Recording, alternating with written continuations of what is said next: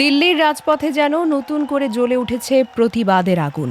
হাজারো শিক্ষার্থীর ভিড়ে হঠাৎই হাতের ফ্রেম ড্রাম নিয়ে উঠে দাঁড়ান এক তরুণী। ড্রামের তালে তালে তিনি গর্জে ওঠেন, ইনকিলাব জিন্দাবাদ। মুহূর্তের মধ্যেই সেই স্লোগান ছড়িয়ে পড়ে পুরো সমাবেশে। চারিদিক থেকে হাজারো কণ্ঠ একসঙ্গে প্রতিধ্বনি তোলে, আর আন্দোলনের পরিবেশ হয়ে ওঠে আরও বেশি উত্তাল।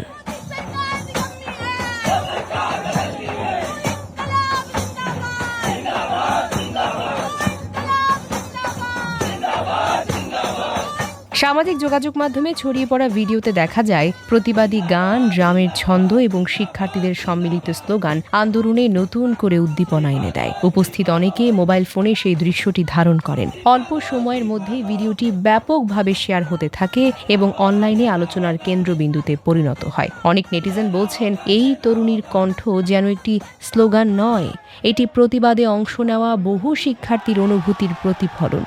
অন্যদিকে কেউ কেউ এটিও মনে করিয়ে দিচ্ছেন, ভাইরাল কোনো ভিডিও থেকেই পুরো আন্দোলনের চিত্র বা উদ্দেশ্য সম্পর্কে চূড়ান্ত সিদ্ধান্তে পৌঁছানো উচিত হবে না।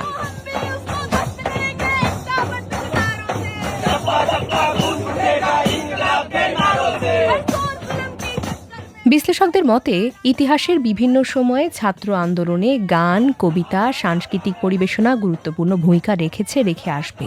এসব উপাদান আন্দোলনকারীদের মধ্যে ঐক্য, উদ্দীপনা তৈরি করতে সাহায্য করে। দিল্লির সাম্প্রতিক বিক্ষোভেও সেই চিত্র আবার সামনে এসেছে। এদিকে আন্দোলনকারীরা জানিয়েছেন, তাদের দাবি আদায় না হওয়া পর্যন্ত শান্তিপূর্ণ কর্মসূচি চালিয়ে যাবেন। প্রশাসনের পক্ষ থেকেও পরিস্থিতি পর্যবেক্ষণের কথা জানানো হয়েছে। আন্দোলনের পরবর্তী কর্মসূচি ঘিরে উত্তেজনা এখনও অব্যাহত রয়েছে।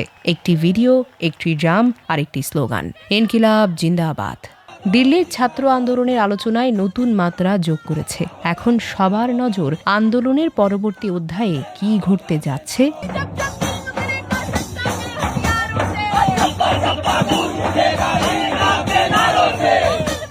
Desk report, recap news.